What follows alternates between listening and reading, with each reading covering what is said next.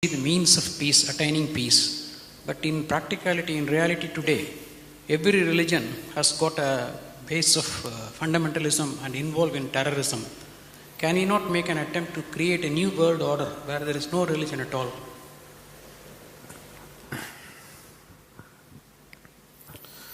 Now, what you unfortunately know as religion in the world today is just somebody's belief systems. Somebody believes God is round, somebody believes God is square, somebody else believes he's a triangle. That's the situation, isn't it? And you must understand this. Once you start believing in something which is not yet a reality for you, you are bound to be in conflict with somebody else because somebody else is bound to believe something else. No, I believe in my God, but I am not a violent person, I will not fight with anybody. All this is just make-up. If they provoke you sufficiently, you will fight. Like, for example, let's say you believe God has 4 hands. I believe God has no hands. These are 2 belief systems.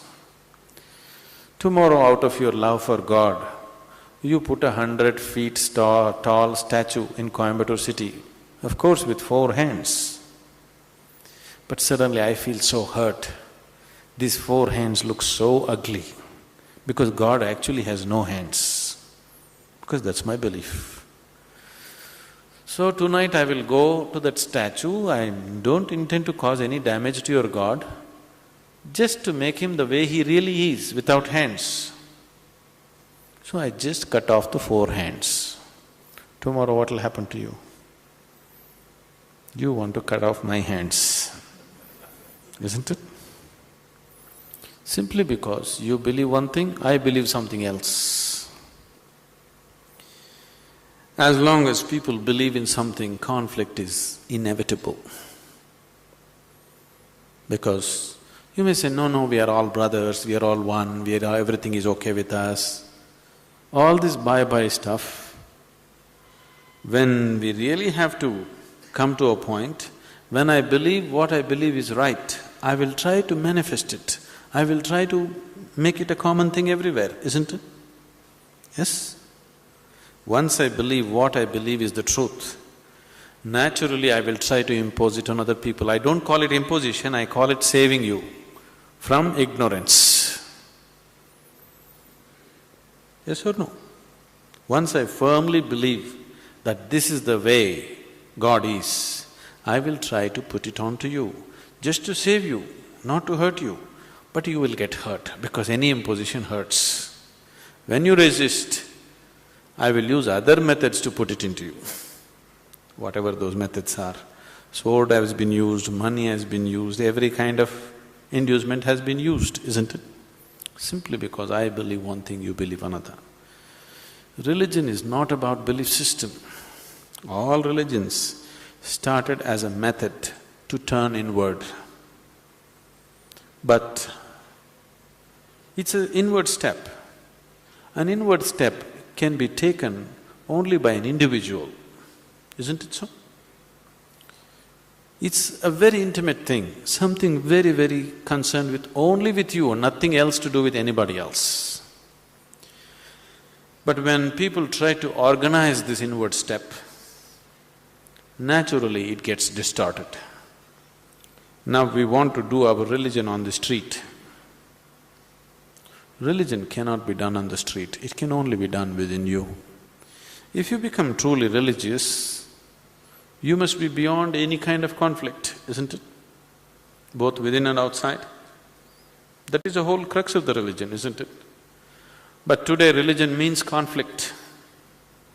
If you utter the word religion, you're talking generally in terms of conflict that is happening in the world, isn't it?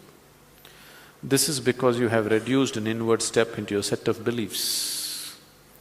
Because if you have to take an inward step, you have to transform yourself. If you have to believe something, you don't have to transform yourself. You can do whatever nonsense you want and still believe God is up in the heaven, isn't it? Yes? The crudest people, the cruelest people on the planet have always been talking about God, isn't it so? Yes or no? All the warmongers in the world have been talking about God, isn't it so?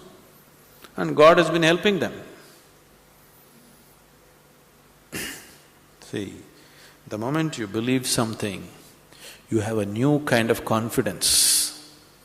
That's the biggest problem. When idiots become very confident, the world is in danger. An intelligent person is constantly hesitating with life. With every step he wonders whether what he is doing is okay or not. But a fool has absolute confidence. And when his stupidity gets stamped by God, that's it. No looking back. Just can go on doing the most idiotic things without any problem about it. The very nature of your intelligence is such that if you do something stupid today, tonight your intelligence will bother you, why did I do this? Isn't it so? But if you get God's stamp on your stupidity, you don't have to turn back and see. You can do grossest things on the planet and not bother about it, feel very proud that you're anyway going to go to heaven because you did all this nonsense. There is no experiential dimension, you're just believing something. Once you believe something, your belief and somebody else's belief are bound to clash somewhere. The conflict in the world is not between good and evil, please see this. Though people always claim it is so, it is not true. It is always one man's belief versus another man's belief.